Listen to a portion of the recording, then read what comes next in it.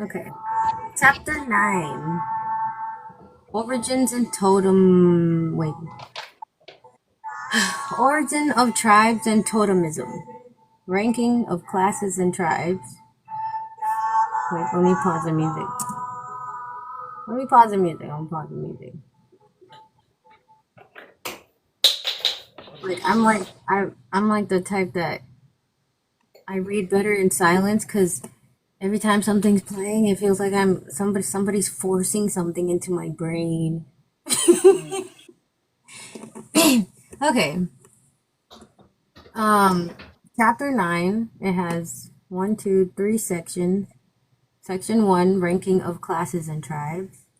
Section 2, tribes of the Relic and Radak group with their totems. And then section 3, remnant of totemism. And I just wanted to say, this book, the book that I'm reading, if you want it, just, send me inbox me your email. But it's in German, old German, because sometimes I have to like dig extra to find out what a certain word means because it's old German language. Yeah. Okay. Okay. Are we ready? Ready, teacher? Is this Germany era? But yeah, it's like 19. Okay, because the book was written in 1904, but it wasn't really like published as a whole book until 1914. Mm-hmm. And then 1915 was when Japan took us. Mm-hmm. Did that everything our last about? I feel like we're not there yet, but every family name so far that I've read, it's like they all mean something, and it's in the language. Our roots are in our language. It's just that when we started off,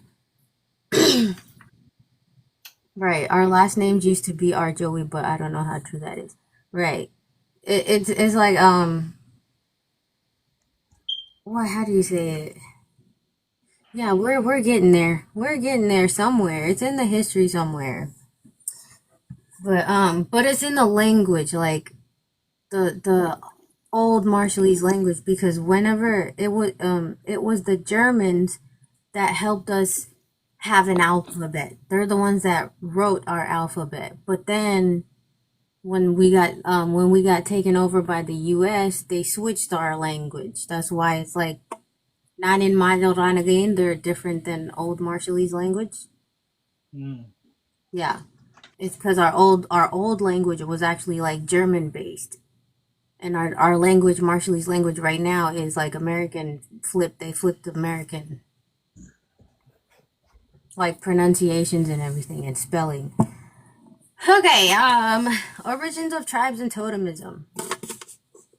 The history of the various native tribes stands in the closest genetic relationship to the gods.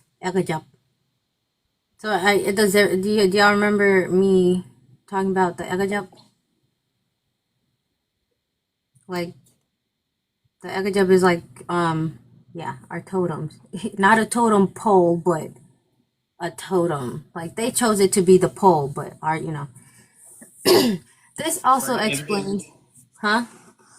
Sorry. And then you said we could come back as an area that we choose. Is that correct? Yeah, but it would be like the royal families or something.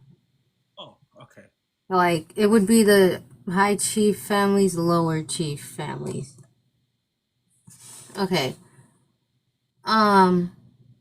Cause they said whenever we passed away, we went to a paradise island with our ancestors. Oh, thank you. Thank you. Thanks for the love. Okay. Okay. The history of the various native tribes stand in the closest genetic relationship to the gods, the Egajap. So the Egajap were people, and they have a blood lineage. So, our Jowis had a lot to do with our closest genetic relationship to the Egajap. This also explains, at least in part, the difference in rank between individual tribes. First, it should be mentioned that the rank of individual tribes, as well as of the various lines within the same tribe, is also determined by the position they occupy on the island, whether near or near the outer shore. So, high-ranking families lived on the beach, Loman, the whole island, and then lower-ranking families, it goes accordingly. Like, the lower the rank, the more inside the island you live. But it would be the chief, the high chiefs that would be living on the beach and stuff like that.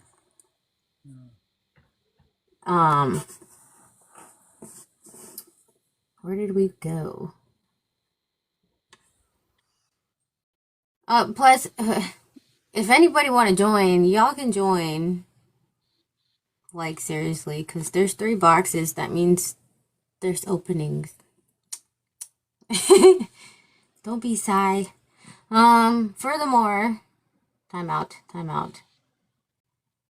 This was the tribe determined by the position they occupy on the island, whether near or near the outer shore. Okay, sounds good, Mimi. The land on the lagoon side of the island is the most fertile. Furthermore, canoe traffic on the lagoon departs from the lagoon shore, so all the traffic can be overlooked from there, from the land on the lagoon side.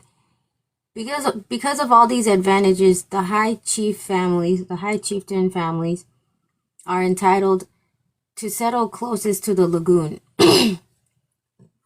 As their rank decreases, their place of residence shifts towards the inside of the island. The lowest families live closest to the outer beach, aka Luk, where the ground is covered with pebbles, where extremely fertile shrubs, such as the saltwater bush, are equal neighbors. Would they base this off of Jowis, because Jowis was the capital before the World War II? Yeah, because they always went for the bigger islands, or the biggest islands which would be like what, Jowis and Ibben. So yeah, they went there because it had a lot.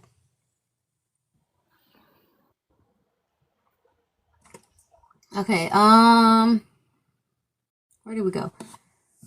As their rank decreases, their place of residence shifts towards the inside of the island. The lowest families live closest to the outer beach, Luk, where the ground is covered with pebbles, where extremely fertile shrubs, like, just those small little bushes, like the saltwater bush, are equal neighbors, where the surf breaking the outer reef roars dully. Where the surf breaking the outer reef, so it's like where there's mostly rocks, not really much water activity from the ocean. And where, finally, the outer reef as a place of relief. Ooh. Yeah, so where, the lower ranking islands lived closest to Luk, and Luk was also still where everybody went to go poo and pee. Especially at low tide. It doesn't smell nice. Wow, he really said that. He said it doesn't smell like daffodils and roses. Okay. The lower families are also equated with the wild pandanus trees, which also thrive on the outer beach. As soon as if you see the word Luk appear in any name of a tribe, it is clear from the outset that this tribe is inferior, usually the lowest line of tribe or line of tribes. So if it's a A Joey that has the word look in it, it's a lower ranking Joey. Right? Okay. The tribes of the Red group and most important of the Radaks are listed here along with their own totems. Totems used to be called Winenak or Meneomarair. As far as these can still be determined, the tribes are Luk or even Uk, like Ichiruk. No, Luk, Lik. Because Ichiruk is one of the higher ranking Joeys in this on the list. Okay, so I might flip my camera. It says for some reason it gave me 3 lists. I guess the highest ranking, mid ranking, and then low ranking. Joeys. So the first number 1, the first on the list, Erroja Rumai, Rubugian Jagajagin, Rijirika, jeez, Rilgan Pulujo. Wow. That's the first list. I'm reading Marshall Islanders Life and Customs, Mind and Religion. Yeah, it's a little book. It's a history book. If you want it, it's in German. If you want it, you can just inbox me your email. I went digging on the internet. I had to go look all over the dang place, and I had to look with German language in. Okay. Number 2. Irebra. Irebra. Makaulich, but they spelled it hella different. Because they spelled it Makaulich. Makaulit. And then Rumich. Jubulul. Rabrup. Okay, that's the second list. And a lot of these either, it's either scattered or some are extinct, because whenever they killed, if they wanted to kill the whole bloodline, they kill everybody. So some Joeys are extinct. They got killed off completely. Okay, the third list, number 3, Joey Jamelut, Tulang, Tilan, Ichiruk, Rugwajalen, Rugibin Nailingin, Rulujan Namo, Riluginjine. Wow. So those are the 3. Those are, I don't know, not those, I don't know, well, they go by rank or something. But it goes 1 and then a list of 5, 2, a list of 5, 3, a list of 5, or 6, 7, whatever. Standing alone are Rubigarajat. Rubigaraj. Sorry, I totally extended that. Rubigaraj. Jol. Rumejor. Rarno. Raur. And Rubogo. The Jowin Jamelud of Namo was the highest chieftain tribe. However, it was fought over by other tribes, so that the current members are only of low rank. They called that Juboy.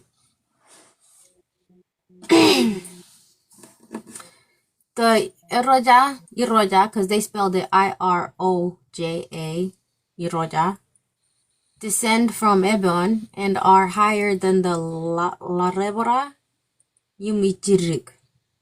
Their totem is thunder. And they called that Lakota. When thunder rolls, it's a sure sign that a high-ranking member of that family is at sea. Which is like, okay, like the spirit of that family member. which is why the natives, upon hearing the rolling of thunder, claim "Engurungur lakota, engurungur lakota." Yeah, that's it. The Iroja have a characteristic that is why they are said to be wurelat. Wow, wurelat, burning like the wooden shell of a coconut. Basically, what Iroja means. Burning like the wooden shell of a coconut. Just as the latter burns and burns easy, the Rebra decide quickly and carry out their decisions to the end. So the La Rebra, their names are based on like characteristics of, I guess, certain things, certain like things of nature, like how they say Wurelat. Erroja have a characteristic that is why they are said to be burning like the wooden shell of a coconut, stuff like that. So they based our Jowis based off certain things, because sometimes some of them have things to do with plants, some of them have things to do with elements, some of them have things to do with animals, and it's always like an action or something like burning. It's very complicated because the reason why they couldn't, I got you. The reason why they couldn't really document a lot of our history is because the language barrier was very thick. Yeah, I was gonna say that's probably one of the things that makes it a little more difficult. Is just that language barrier. What's it be like?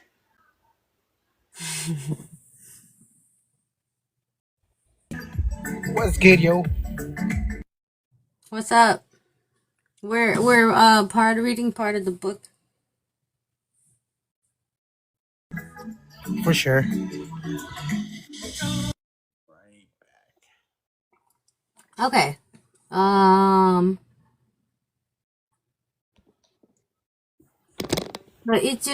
The Ichirug of Namo are originally of the third rank, and they called it Ladokadok, which is why a chief dared to offer them rat poop as food at a gathering in ancient times. What the hell that mean? Excuse me? Which is why a chief dared to offer them rat poop as food? Like they're so lower rank. No, they're not even. Oh, okay. Okay, there's first rank, second rank, third rank. That's why they listed off as a 1, 2, 3. Ichirig of Nammo is third rank, and they called it Ladodok. Somebody correct me, please. Please. Okay, my Marshallese is like a level 6, so I still need help. Which is why a chief dared to offer them rat droppings as food at a gathering. Marshallese, please. If you stick around long enough, you'll catch it. Let me read. Hold up. Totem is a hibiscus bush. Okay, wait, Ichirugov Namo, third rank. Their totem is a hibiscus bush from Bikini. And then with the anime Burarayan with the yellow. Hold up. My brain. Okay. The dang What red. you think? It's not even always red. It's this dang flower. I'm so sorry. Excuse my Eh? Ejemeriayan. And then with that one Yeah, iwa kimeme. Kimeme. That's what it's called, the hibiscus? I I don't know. I'm asking. Sorry. Oh. Okay, let me Rod, Ejemrod. How do you say hibiscus? Hold up. Let me flip my camera so I can put it on this freaking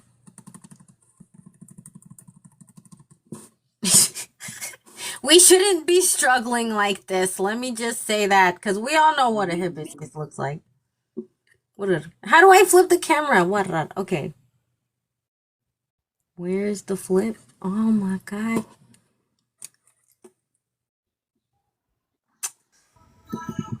Tristan, seriously? Yeah. Why you have your feet like that, bro? I can't flip my. Oh.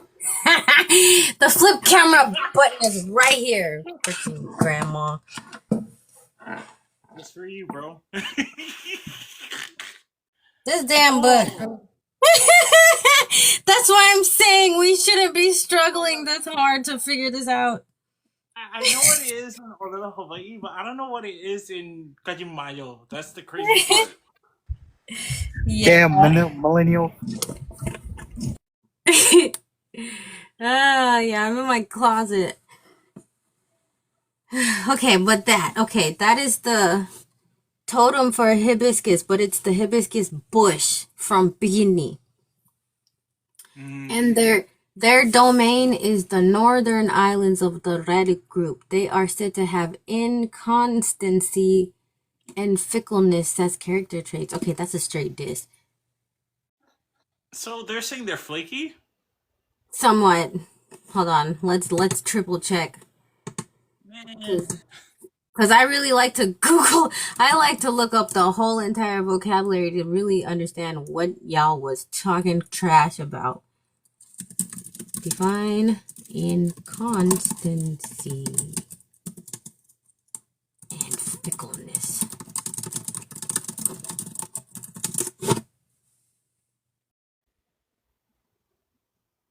Yeah, flaky. Somebody that changes loyalty. Oh, what? What? Which is why someone, if they're tired of their free, like, you know how we used to have like you know. Okay, so if they would say, if someone is tired of frequent changes of decision, sometimes they be saying stuff like, ah, that baby ni chirik. You know, like, just random, yeah, okay. The Magawulich originate from Bikini and worship Warajabato as their Erajap. As they were born, I'm just reading what's in the book. As they were born from the incestuous intercourse between Warajabato and his sister Luejat.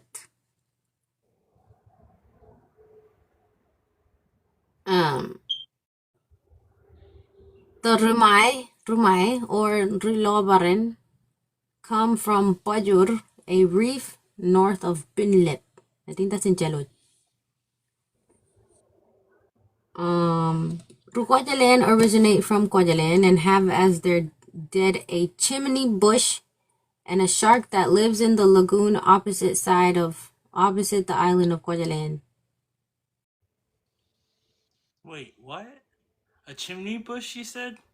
Yeah, That is dying? let me look it up. This is why this session is hashtag study with baby go, because I really be all over Google. Chimney bush.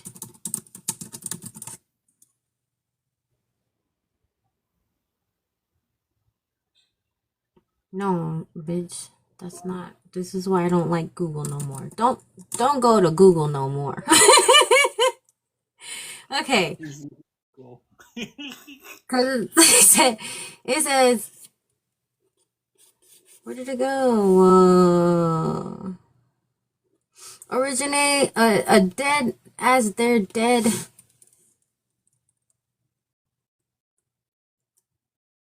So they're dead whenever their people die, they turn into a chimney bush. Oh, okay. So instead of it going by Yuroj ranking, people turn into whatever ekajap from their clan. Okay.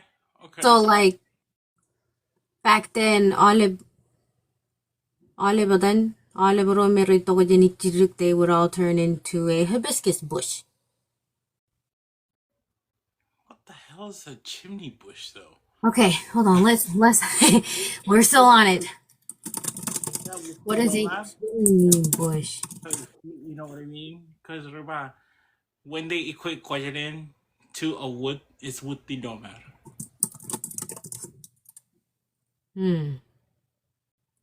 I don't know. I'm just grasping at straws. Okay, a chimney bush, it's not really an actual bush, but it's a type of a bush near the hearth, or even referred to a bundle of brushwood used to light or clean a hearth. What the hell is a hearth? A hearse? Hearth. Hearth is the floor or area around a fireplace where a fire is built. So basically, any kind of kindle wood or kindle bush. What? Yeah. Cause we came back as anything. Like one of them here is a one of our egajap for Rubigini is a hollowed log that floats at a certain distance from bikini. You know? Like it wasn't always a animal or a actual tree. Sometimes it's random objects floating in the ocean. Hey girl, hey. Hi. Yes, hello. Hey, Okay. Hello. you and your legs, what is this? My goodness, bro. You and your legs.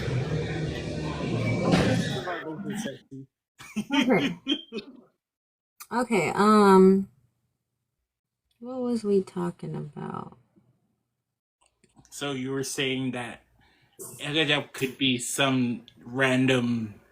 It could be a random object around the island, or it could be a plant or an animal. Okay. Okay. Okay, so that was Rukwajalen, a dead chimney bush, and a shark that lives in the lagoon opposite the island of Kwajalen. So they have a egajap, and it's that shark. Yeah, I like the shark though. Hi. Yeah, so it's the shark. That's theirs. So if they were to, make offerings to that, it would still count. Okay, Rilujan Namo, descend. Rilujan Namo descend from the sister of an unnamed Legitic chieftain. There's a lot of, because this doesn't cover everything that we had at Majo, because a lot of the knowledge is still scattered. So this is what they got. This is what they were able to document, but there's still more, in other books, and also more that our elders know. And also a hella more that German knows. Like, Germany holds a lot of our history. Like, a lot. They documented pretty well. I got a VPN. I got a VPN the other, maybe last month, and it was one of those, I got a VPN, and I went on German Google, and I looked up Marshallese, and girl, they have some history that we don't have access to on their internet. So, yeah, cause this country, they censor a lot of things. We don't know nothing. We actually don't know nothing compared to a lot of things that other people in other countries know. Okay, Rilujan Namo descend from the sister of an unnamed Legitic chain.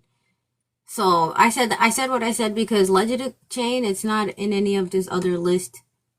So it's like there's clans that are extinct. When extinct, there's a lot of there was a lot of scandal. There was a lot of title scandal back then before we even got colonized. Um, when he tried to have intercourse with his sister, she refused. So her brother told her, "Well, then go to the middle of the island." So their descendants lost their rank and honor. You know. Rugabin Islingin originate from Ibben, which is somewhere a small island in Kwajalein. The Jubulul or Rumaik originate from the roots of a broth fruit tree that run along the ground. A woman had been performing some necessary business among the roots, and believing it to be one of the tree's roots, wiped herself on the Jubul's nose. Jeez. Okay. Cause disclaimer, as much as we were magical people, right? We were very magical. We were also very sexual and very sexually fluid. Yeah. Like very sexual. Like we kept it away from like the generation younger than us, but amongst each other within our own generation, we was nasty. Wait, where did y'all go? Mimi, I can't hear you.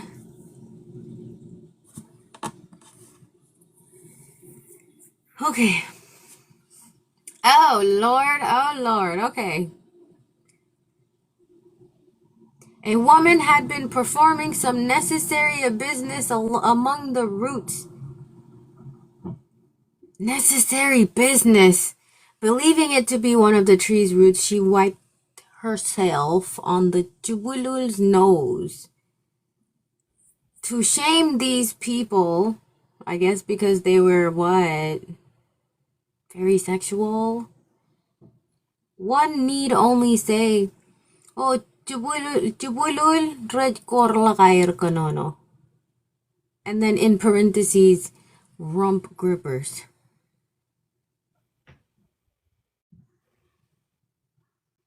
That's crazy. I don't even know what the hell that means. Rump grippers. Just like, you know, the thrusting of the pelvis. Huh? It sounds like ass grabbing. The rump grippers? Yeah, low key. Jeez, okay. The Rilagun Pulujo came from Pulujo and Namo, and I think that's a small island. The Rubugian Jagajak, because Rubugian Jagajagin or something. Bugian Jagajaks live primarily on Waja. The Rubigaraj are spread everywhere. And then they have a saying, Rubigaraj Rup Jale Kowagyon Bugar. The meaning of this word is unclear to me, but perhaps they mean the Rubigaraj fell through the burst basket onto the Madre Poro Coro. Ooh, snap, that's a lot on the mouth. Since the Madre Por symbolizes lying, this would highlight a shameful trait. It doesn't have a whole list of everybody. It just has like a certain list of certain ones. It's not the whole thing. That's the sad part. Okay. The Jawl, there was a Joey called Jawl, originate from the foot of the chief's camp. When a woman cried out during famine, which is one thing I learned, we use, like, you know how, I don't know, man, a lot of the ways we used to live was like Egyptians, because you know how at one point they started killing off third and fourth children? Right. Yeah, we used to do that to prevent famine. At one, like it'd be like once every 50 years, you know? It wasn't all the time, but it was like that. Thank you. Thank you for the thingies. I don't know what they're called. Gift. They're called gift. Gifts. Gifts. Hello. Okay. Um since okay, the jawl originate. Okay, when a woman cried out during a famine, jawl old, the chief gave her some of his Thank you. Thank food, you. which is why the jawl are allowed to enjoy food that had been stored in the sanctuary of the chief's hut, something that's not permitted to other common tribes. So only the jawl joey was able to eat from the chief's hut. Hey, you know what's so funny too? Or Hmm. fun fact? I What? think that that goes along with other culture, Pacific Island culture. There's specific, and then Joey that eats with the chief. Hmm. Yeah, because they actually, I wouldn't be surprised if it's all connected. Yeah. Okay. In the Rada group, Chief Ujilang Imlailang belonged to the tribe of Rumejor. Kaiburi Imlapareo to the tribe of Rarno. And the chiefs of Medjid to the tribe of Raur. On Yep. Enewedak, yeah, on Enewedak there are a few Echoa. On Pigini, there's a few Jalabalep. The Menokanani are extinct. Yeah. Some of them are extinct. On Mile, the tribe of Rubagol lives, which traces its origins back to Linomeme, which is like the Linomeme was like the like goddess of waves, something like that. Because we had different gods and goddesses for different elements, different plants, different animals. Okay. The traces of totemism are now quite obscured, and the current generation.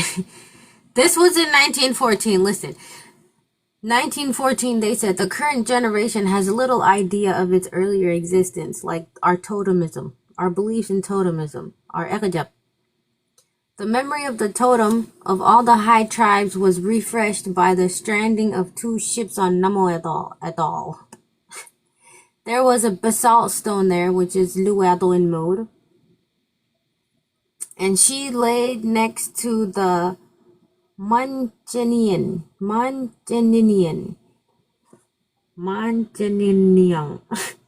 hut in the village of Bojar.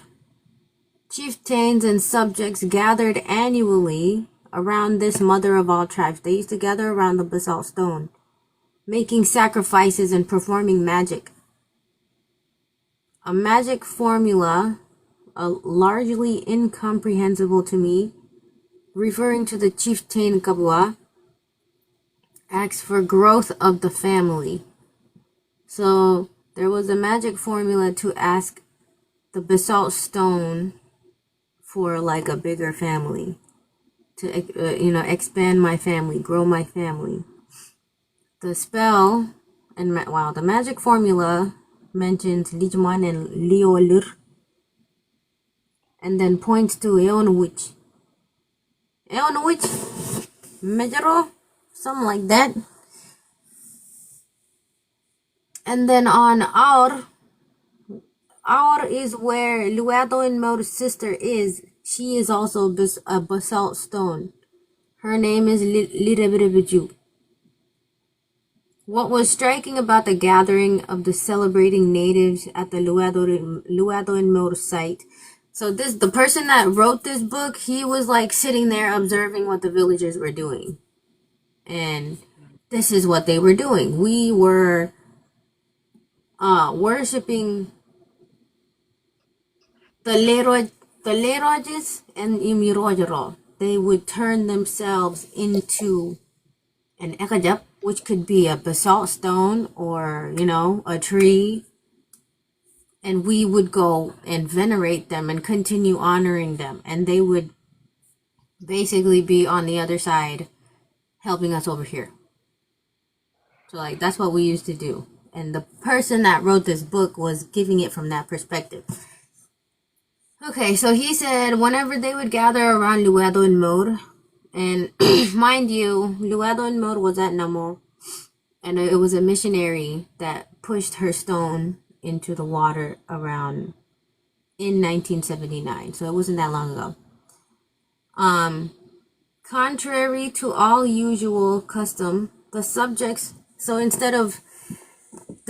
had to walk upright and not stoop in the presence of the seated chieftain.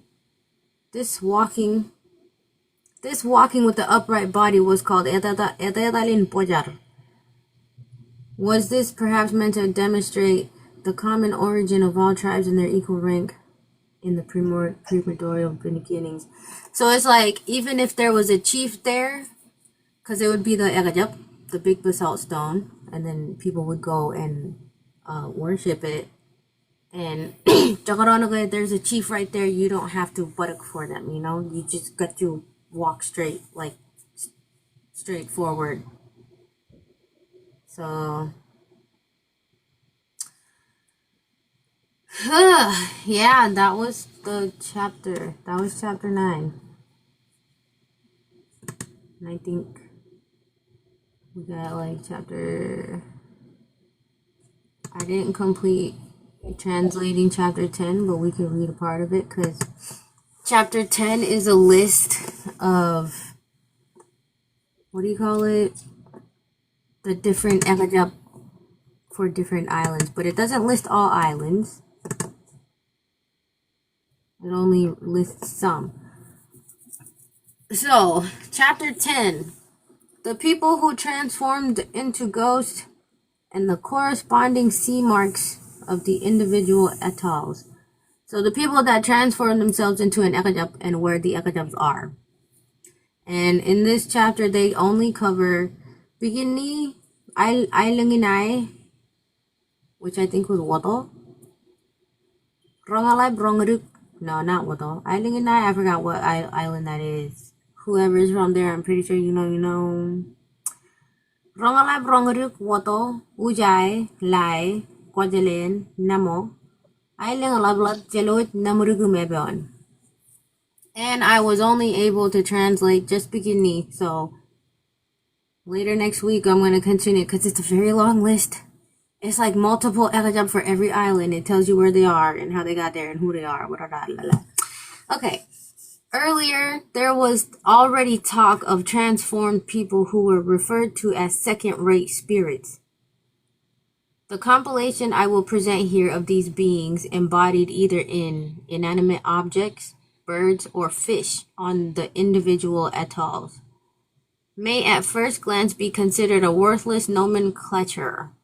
So, like, it's an ekajap, but when you look at it, you wouldn't think anything of it. You would just be like, okay, it's just a bush. Certainly, some names like that makes me think, like, there's a lot of people walking around on the low module, right? All of Jugan low module. There's somebody walking around anywhere. Y'all are walking past all these ekajap. You don't know who's who. You don't know what's what on your own island, because they disconnected us that hard. Not only that, like defacing them, urinating on them. I'm just saying. Damn, yeah. And it's like, they're not understanding, like, because we used to do magic to keep the water off of the island. To prevent typhoons. We used to do magic to prevent that. Like, we had a ritual that we would do every year, where the high-ranking, they called it the magician, he would go to the beach, make a ritual, start a fire, and then like put up, like, they have a whole setup and do this magic to talk to the wave, like, don't come here, so we never had typhoons up until we stopped doing what we used to do to keep the water off, which was when we started to switch to Christianity and forgot about our own ways, our own islands started to get messed up because the regular natural spirits of those islands are still around. And we hella forgot about them. And you look at Majo right now, like what's going on? What did the government do? The Marshallese Nildijala, what did they do to the what are they doing now? What have they been doing? Like it's all connected because it's crazy. I've been digging for years and not once did I come across any type of information like this about Marshallese history. And it was like I wasn't able to come to this type of information until I reached like a certain point of awakening and understanding why we are the way we are. Because it's like in order for us to really reconnect back to our roots, we have to remember. The first thing we have to do is remember the history. Because as a Rumajo, when we grew up being taught more so Christian history, how we came across the gospel. That's it, though. Like we don't really have a history of where your own, how did we come, stuff like that. All we know is that the way we live was bad. But we don't know. They instilled that in us to make it seem like it was bad. It's similar to what the Hawaiians went through. Before they had Christianity, they had their like way of religion, knowing how the weather would turn out, knowing what to do, what to prevent. They had their way of life. And then Christianity came into their life where they couldn't practice both, where Christianity became dominant in their lifestyle. They lost a lot of things. Same thing with us. It's actually all Pacific Islanders. Yeah, We lost a lot of things. we did. They around the world, mostly that have been touched by missionary Christians. And I just wanted to bring up this one point before I forget. You said that someone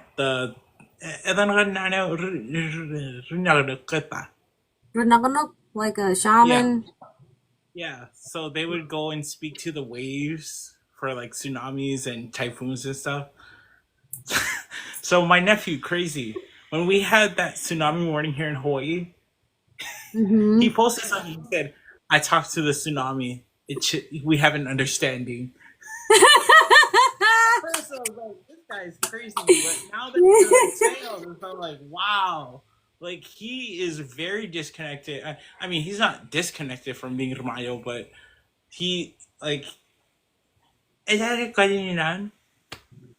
but he knows somewhat of the culture, so he's still learning. But like that's crazy to me that he picked that up.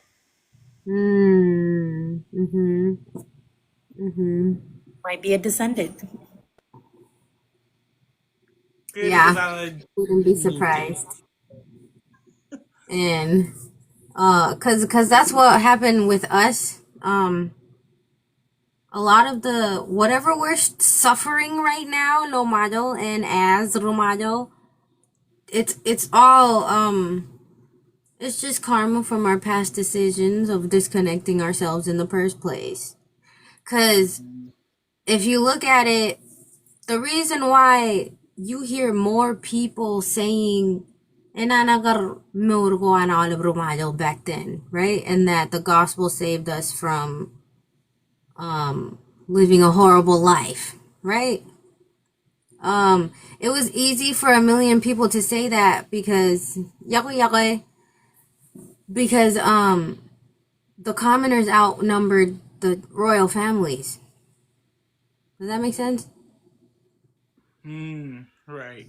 Okay. So, because there was more commoners than royal families, there was a big fat imbalance there, and that's how we ended up being able to say, having the room to say it wasn't fair the way we were living. Because it wasn't. It really wasn't. Those back then, they were weird. But yeah, but that's the thing. That was our very, very, very first time under one chief. But before that, so this time was when, what's his name? Okay, got it. yeah. So the time we got, okay, because look at it this way. The last war of Relic was when that was the war that put Ibben Module under one chief, right? Right. And in the middle of that, the missionaries came. So it's like, cause there's certain missionaries that have journals, notebooks, and stuff where they talk about what they're watching. Cause some of them would be on one island, and they would be watching like a small kabada happen over here on this far island over here. You know, like they would be watching it, writing it all down. Like, oh yeah, blah blah blah tribe came over here and they sailed and then they landed on the other side of the island. You know, like they were like narrating the war stories that they were watching from either the ship or another part of the island, because it was like they were there. You know, the war was always amongst just ourselves, and it had nothing to do with missionaries. And you know, we kept it amongst ourselves, but then as a war tactic we connected with missionaries and traders, but then we got screwed in the process because now we got our shit wiped. Right. Yeah, so because before because the missionaries came 1857. The last war of relic 1880.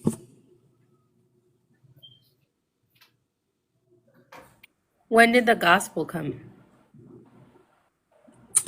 Eli, where's Eli? 57 actually. Because 1850? 1857, because 1857 was when we first allowed ourselves to connect with missionaries. But before that, traders kept trying to come, because around 1820, 1830s, we were still fighting, killing off whoever come. If we see a ship coming, we kill them. We just go drag them off the ship and kill them. They disappear.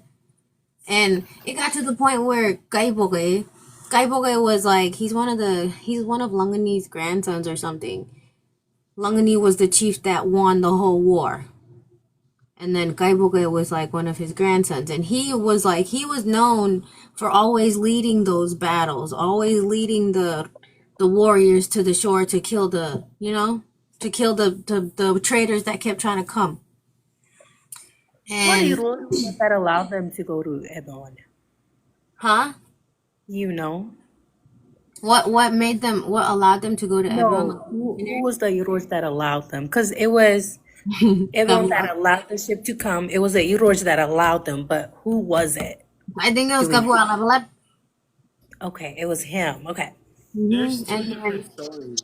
So yeah, there's one that says it was Kabua, and then there was one that says Kaibue. So it's like, because Bwebwenato was opposite, because Bwebwenato was the first one to do it, and then eventually Bwebwenato was like, okay, fine. Because Bwebwenato's reputation was he was the one that led all the battles to kill all the rebeldes that kept coming to the to the shore. So it's like, because the thing is, the missionaries and the traders, they just kept coming. They just kept coming over the next 30, 40 years. They just kept coming. They just kept showing up. And eventually, they got old. You know, Bwebwenato got old. It was like, my gosh, you guys keep doing this. But at the same time, it's like, they were interested in what they had to trade, because they traded metals, you know, iron. So that was another thing they were interested in.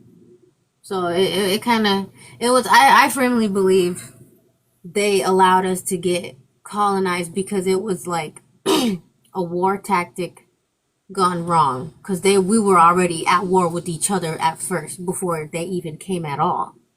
right. Yeah. So okay, let me read this part.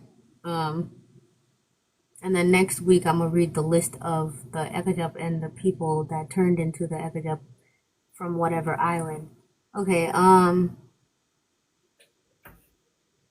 some names may be now meaningless because the story of the people in question no longer survives in the memories of the sailors. So some Ekajap no longer exist because we no longer remembered them, venerated them, and honored them. Damn, that kind of goes along with, you know, that movie Coco, the Disney movie Coco. Okay, right. Yeah, because that movie is about like your ancestors. They die when you don't remember them. So some Ekajap don't no longer exist because the memories did not survive within the people. However, many of them allow us to gain a deep insight into the beliefs of the Marshallese, and they also form a page from the unwritten history of the islanders. For these names possess special value for the localization of the legends and fairy tales. Some of them are mentioned in the legends, which is why they seem to possess a certain degree of historical accuracy. For these names possess okay, so the etymology of our language, some of these, like I said, the names of the Jowis stem from good night, thank you. The names of the Jowis stem from things that possess special value. Good Lord. Okay. It is also noteworthy that several of these land-based Ekajab have children at sea, which is probably related to totemism. Some of these so-called children of some Ekajab can be birds or fish. So, like, if there's a stone here, the fish around that stone is their children.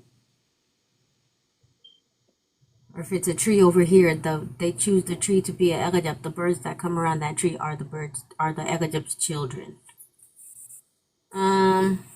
Or even inanimate floating objects that stay at a certain distance from the atolls, which is always on a specific side, like that, like that log, that hollowed out log. It's like the wood part of a tree, just empty, floating somewhere near Bikini, and it stays at a certain distance, and it's like an ekajap, you know. It is precisely because of this permanence that they serve as landmarks for ancient sailors.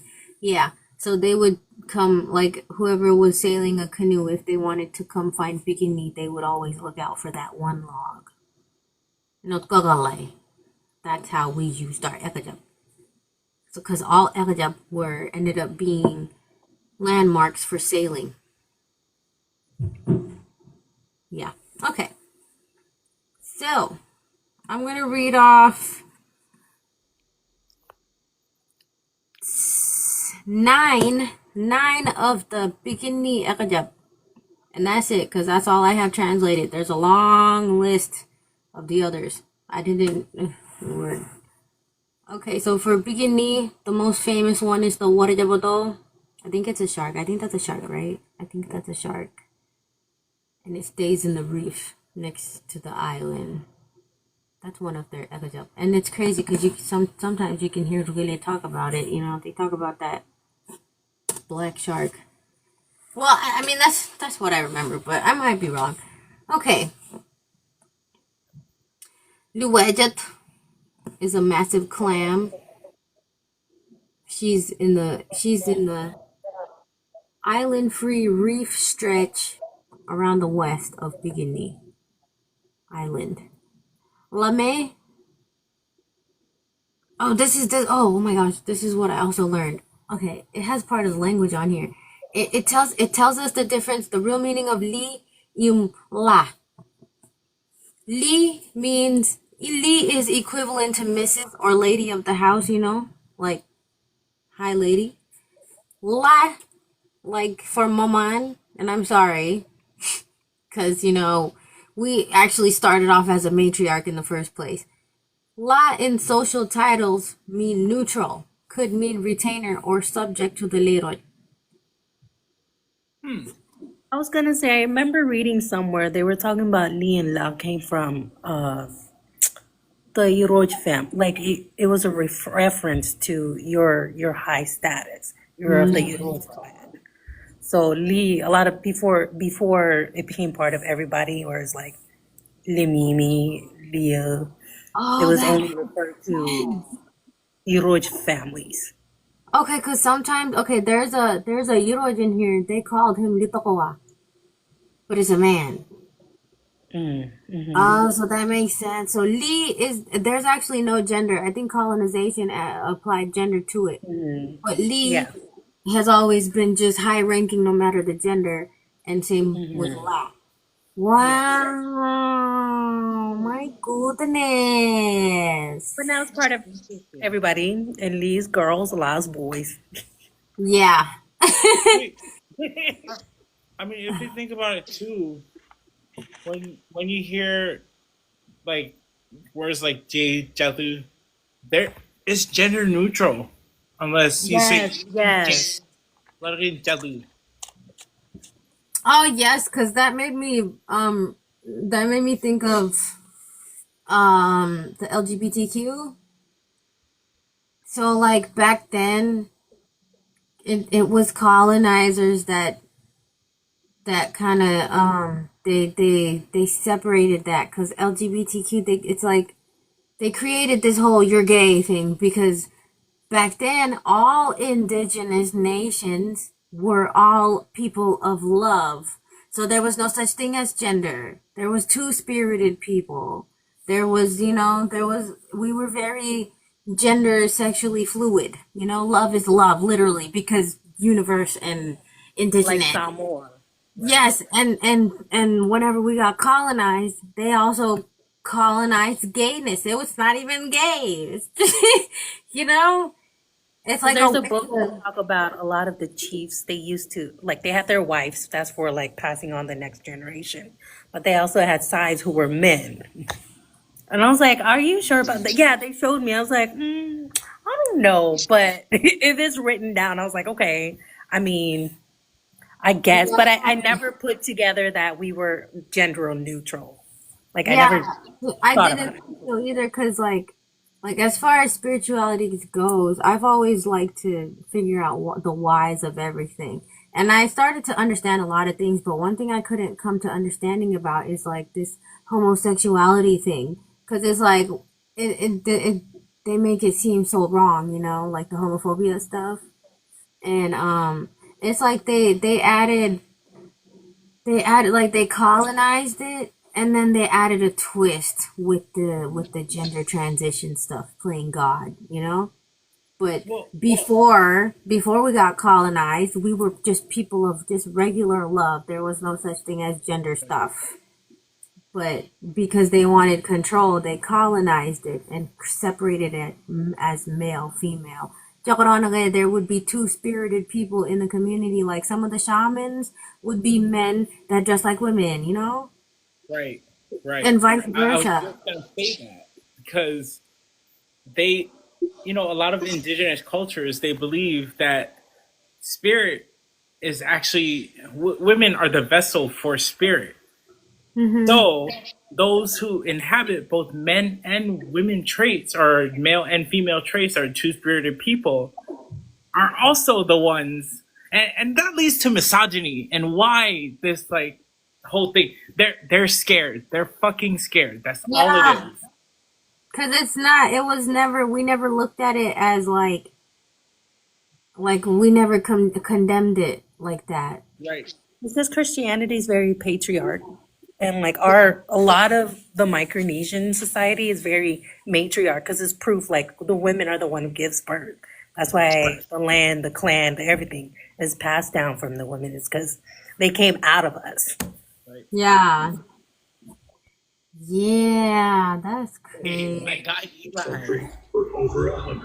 This guy's at the movies. Because I don't know what.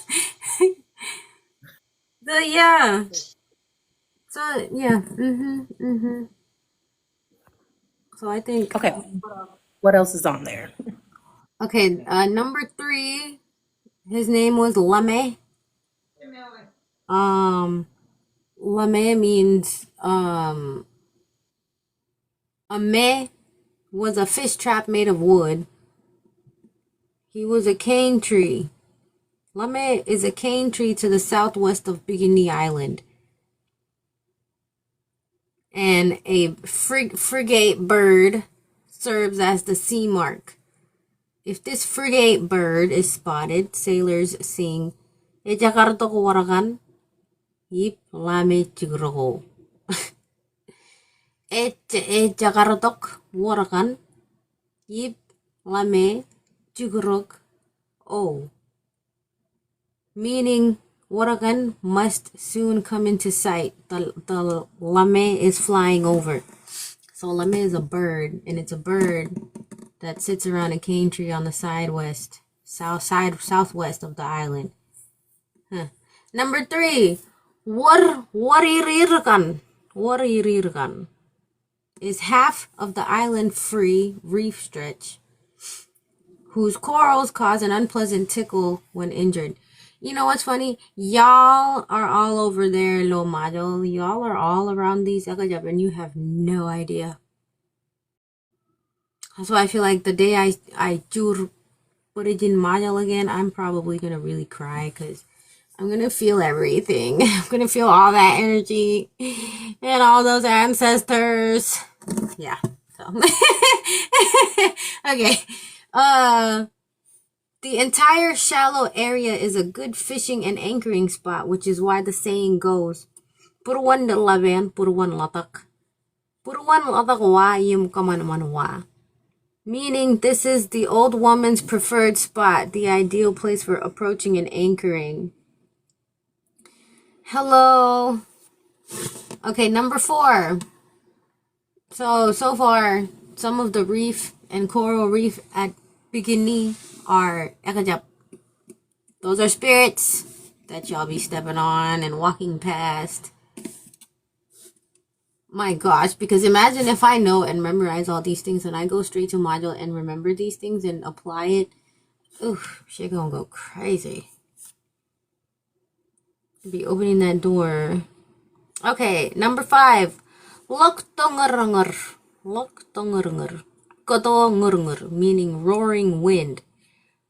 A hollow tree trunk floating in the north of Bikini, surrounded by many extinct pandanus cones, of which it is said, Iburuan Loktongernger yang, meaning go at Loktongerner's favorite place in the north.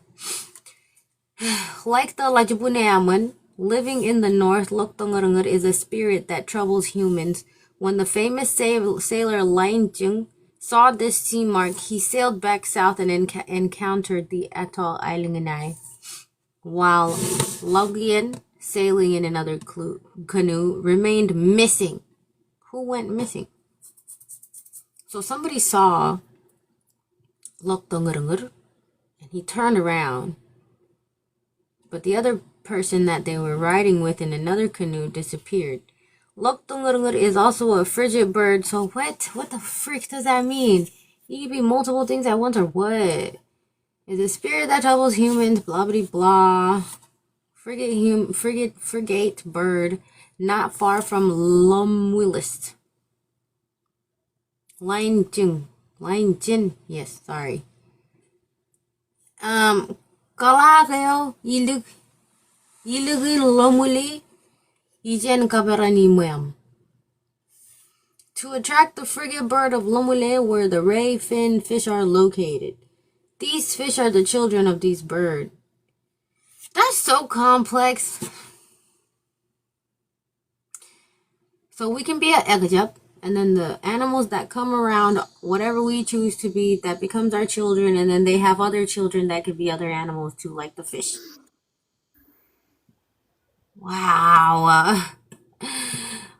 You have to go make things so complicated.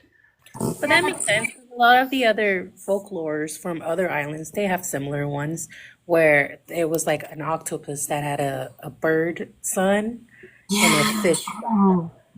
Okay.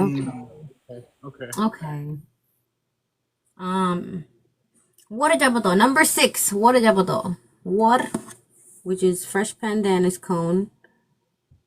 Jabato. Water jabato. Jabato means to throw into the sea. It was forbidden to throw leftover food into the sea.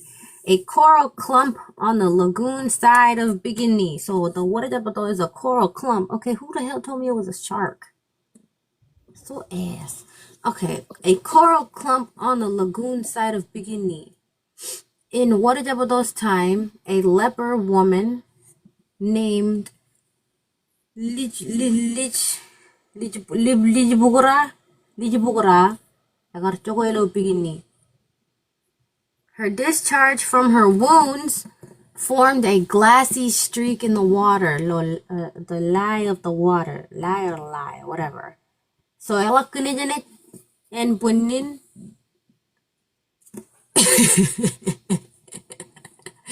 Ela kinijanet and bunin. The liquid from her gunit, it formed a glassy streak on the water. Lo bigini. All the fish that consumed that glassy streak, which is the water from her gunit, the ren from her gunit, they became poisonous. Water that made him mad, so he drove the woman from the atoll of Rongruk, from the atoll to Rongruk, and since then there have been no poisonous fish in the Bikini Lagoon, whereas they are found in almost all atolls. Water himself was considered the son of Wulawulib and had come from the west. Ooh, Water So Lawulib was like Zeus, but they don't really cover much of what the hell what he had a hand in over in this thing. Was he above Lingadangar? I thought she was like the main goddess. Who was? Lingadangar. No, she was one of the 7 sisters. Okay. And he's above her? Yeah. No way. Well, yeah, because it was Lawulib. Actually, no, it's not clear. Because Lawulib was Jemen Loa. Mm-hmm. So is Loa more like Loa is the one they said created Majel, where he The told. islands. Yeah, he's the one that told the land to come up. That's who they say Loa is, and then Lawulib is his dad. And the canoe that comes and takes you. Mm-hmm. Babona. Tima, the Tima, that Tima takes your soul to Lawulib. But I thought that Thema was only for the Iroid clans. I'm pretty sure. Yeah. Just actually, I don't think it matters. It's just a Tima. yeah. Apparently, even in Filipino Ilocano culture, they say that this ship was filled with healers that will come to you when you're sick. It's not only when you're about to die, but ito nga nararamdaman. Yeah, I remember somebody telling us that one was for the Iroids, and they would be the one to get on. That's how you know. That's how they know in the present. If they were in the present time and they were about to pass, they talaga tanaga iti mamay. Yan yung narajalaratin. But I could have sworn they said it was only for those of the Iroid clans. But don't quote me on that. There's a lot of things mixed up yeah, right there's a now. lot of missing things. Kaya na kaya may ralak Tima naman raja tanaga Tima na imanoy. Tima na raja wan tulak. Yeah, that Tima ko is yatan. Chenria toro raja ba Tima na Tima Lawulib. Wan Lawulib. To whatever island he goes to, because they say island in Ep, can't find it for some reason, but it's a spiritual sacred island, but for some reason we can't find it. Yeah, it's like that. It's like we had our own, because they say like the royal families and the chiefs, all the chiefs, they all got buried at a certain island. Mm-hmm. And then commoners, they got tied to the boat and just bail up. Mm-hmm. And they also did this because they said only, they one, there wasn't enough land to be burying that many humans under there in the first place. So they like, we had our own ways of making sure we kept the economy up. Like, like some of them were extreme. Like, if in order to prevent famine, they would kill 3rd or 4th babies every 20 years, 30 years, stuff like that. And to preserve the land on the island, they separated who gets buried where. Royal families get buried here. Commoners, they just get put on the canoe and like magapelang in the water. Hold on. I would want to know comic book, yeah, Bwebwenato game, like the websites. We're putting things together, our own knowledge, and also things we've read in books before.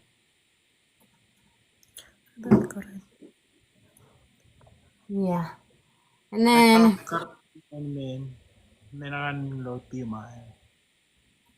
Timon Menakanuti, no, they're like our ancestors. They're not really Timon. The only types of Timon we had was like the Vision Quad. Cause there was a Danmanan. There was the Rumenanue, Rumagayo, which is a giant. And then there was so many other ones. It's in this book. I just need to freaking remember what chapter it Oh, we was. had giants too. Yes, we had giants, we had mermaids, we had noniebs, of course noniebs, but there's another one. There was another one. It's in this book. I keep forgetting to write it down.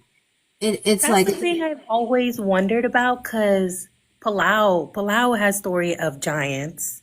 hmm None might all have stories of giants. Like most of the ones that they were able to record their history, unlike our country, they have stories of giants. I'm like, I've always wondered if a lot of those pyramids that are made now were from them compared to what we're being told. Like it was always there. Please, it was not always there. yeah, we had giants, we had Rumenanue. Noniebs are the only ones that talk to. Wait, they don't really talk to people. They interact with people. There was one. There was one that hates and doesn't talk to people, but they'll help. And then there's ones that just just hates people. Period. They just stay away. And there's ones that stay in the water. There's ones that stay in the water, and they know we exist. But it's like the more colonized we became, the more they started to hide themselves. Like the Noniebs. The Noniebs are still alive. They just they make sure like, okay, I'm not revealing myself. These people are so far gone. They're crazy. We're like crazy. You're not wrong. Yeah. Leatao. Ooh, there was in one of these books it showed the story of how Leatao became himself because Leatao was actually a human and I think He got in the habit of tricking a lot of chiefs in he because pissed he off despised a somebody. lot of them. He despised a lot of them. He did not like being told what to do. So they usually called him like a chief killer. Hmm. Yeah, he pissed somebody off. I think it was a witch lady or something. You know, Ranagain, you would call her a witch, but he pissed her off because he did something to her daughter. I gotta find it in this. I might be wrong too. But he pissed her off and she gave him a winnow. She tricked him because he was like, okay, let's make a deal. And she's like, yeah, here. So you just do this. And she gave him the winnow and he drank it and he became Yeah. a half god, half human with powers, you know? And that's how he became him. Similar to Maui. Maui is Ledao. The story of Ibben Bwebwenato in Moana, they took everything Micronesia and then translated it in Polynesia. Because the sleeping lady, that's Kuchai. The way finding with the hand, that's Marshall Micronesian. So it's like they combined a bunch of stories and then said it was Polynesian. They combined a lot of Micronesian stories and said it was Polynesian. Like there's small Polynesian things, yeah, but a lot of the things that they based in that story was Micronesian history.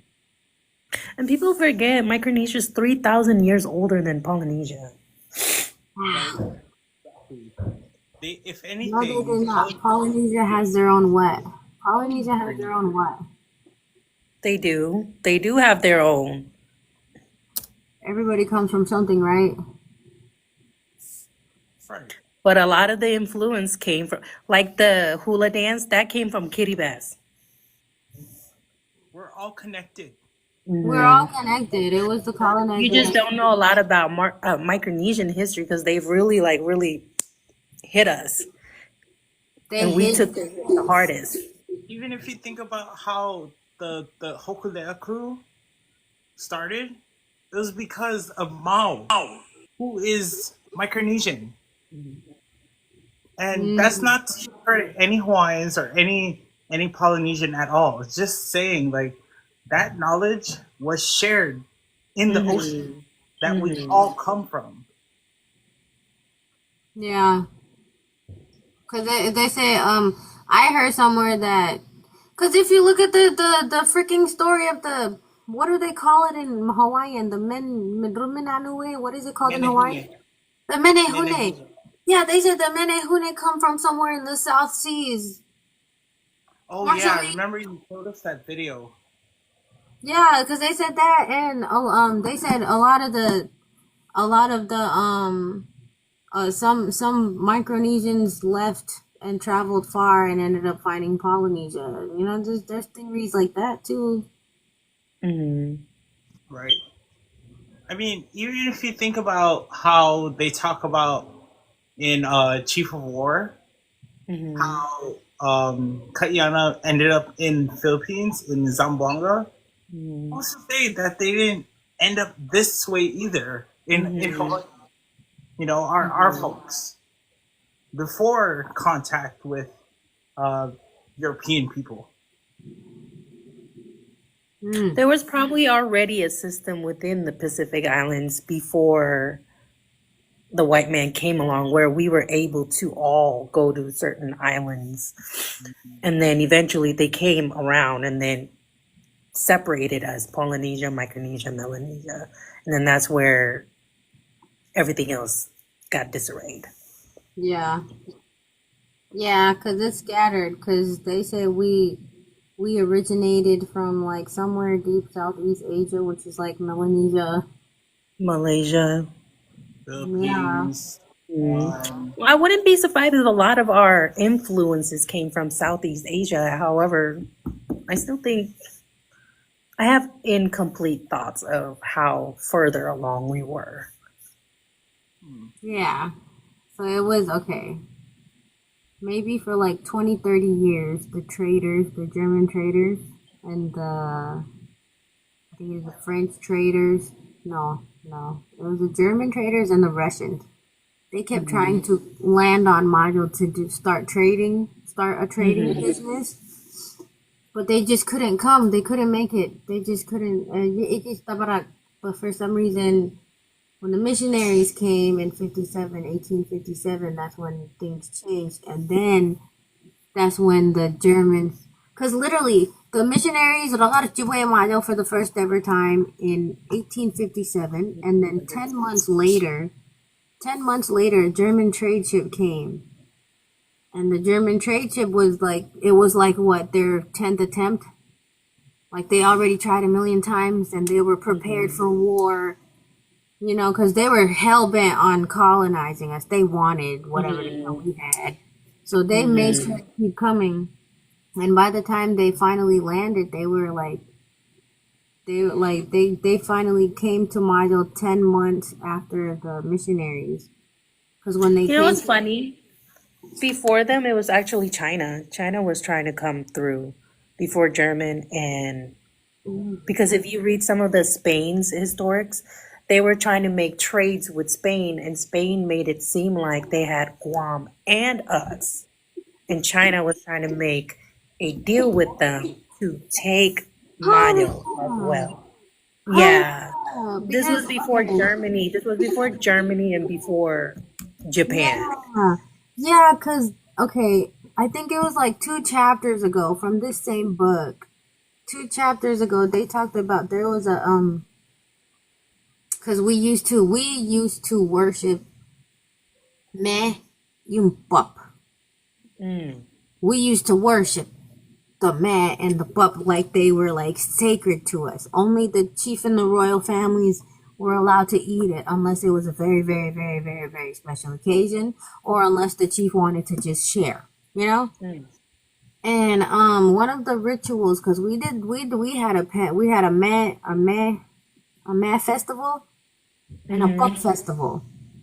Mm-hmm. And for the pup festival, they said we had to do this ritual where we fold a little, we take pup leaf and fold it into a bird. And we put it in the middle of the ground on the beach somewhere, and then it's like used, and then we get different. We get 4 pup, one for north, south, east, west, one each, and we do this other thing, he said they took a Chinese hemp plant Mm-hmm. to like to like make the bird move or something, whatever, the little leaf bird. Mm-hmm. And I looked it up and I was like, Chinese hemp plant, what the hell are you talking about, Chinese? And I was looking, I went to look to see if Mario naturally grew any type of Chinese hemp plant. We don't. No. No. And the Chinese hemp plant was marijuana. The Chinese brought marijuana to us. And we Well, were thank using you. we were using it ritualistically. We were using it for medicine and rituals and magic. Mm-hmm. Gosh, that's crazy. It's crazy because we used to do like the same way that we used to do magic to keep the no off the land was the same way we used to do rituals and magic to make sure we consistently keep getting food, that the land is still growing food for us. Mm-hmm. But now look at where we are now. We one of the motherfucking fattest countries because we rely heavily on imports. God damn it. That So, causes us diabetes.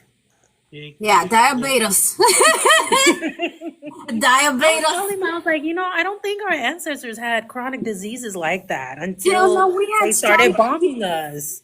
we had very strong teeth, That's Yeah, how they were it like, was. I was like, I don't think we're this short. I'm pretty positive we're taller than what we are. We're Yes, leaner than what we are. yes, The because reason why it we're was, this way. girl, I swear it was after the bomb. It After the bomb and was. the radiation, because whenever I was reading this, the first explorer, what the hell was his name? They weren't fat. They were They lean. They were were lean, muscly. they were cut, muscular, and at the same time, they were freaking tall. They were Yes. tall.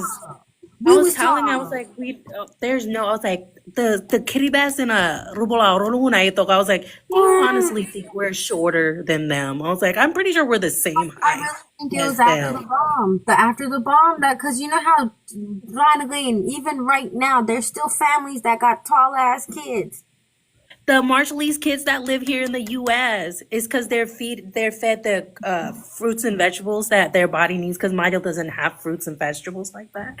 Like they're the adopted kids, the kids that grew up here. They're tall. Yeah, You they look have at them like, oh no, right, right.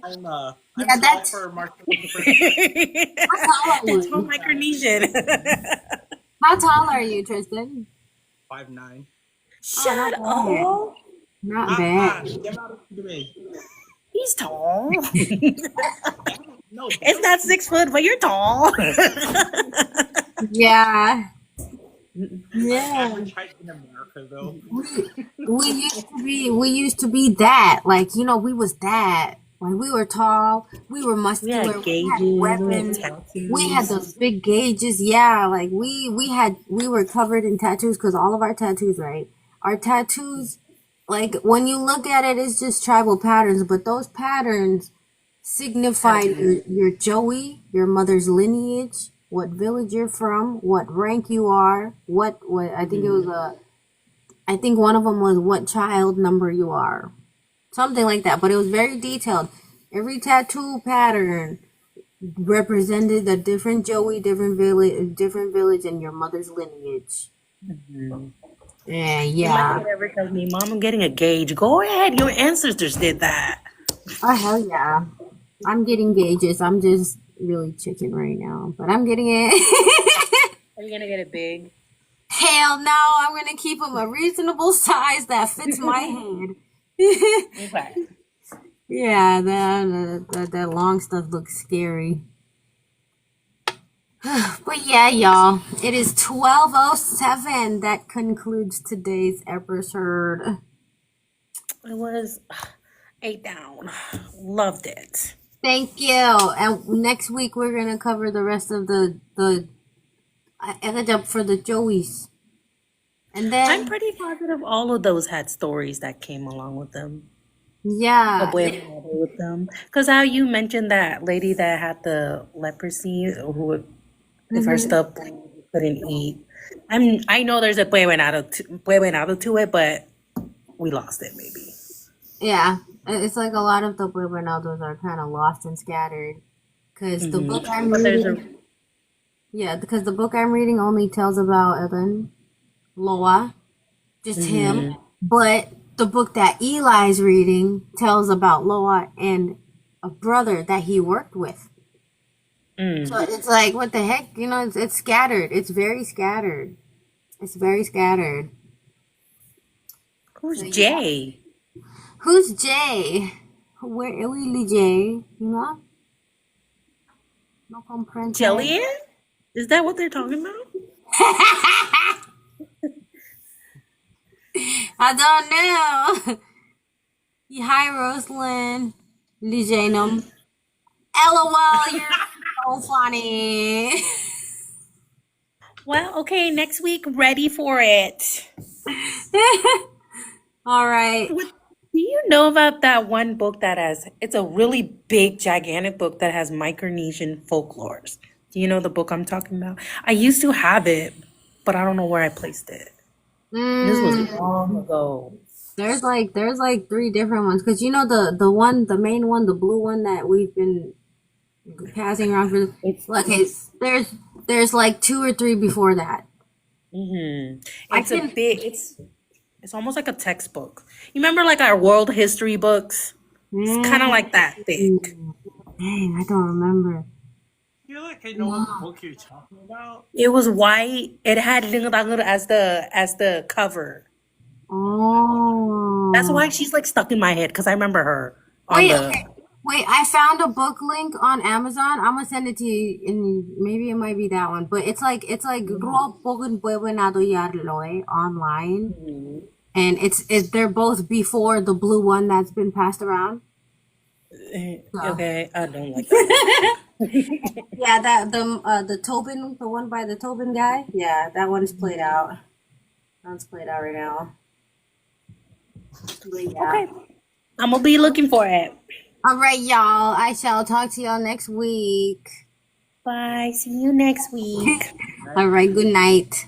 Good night, di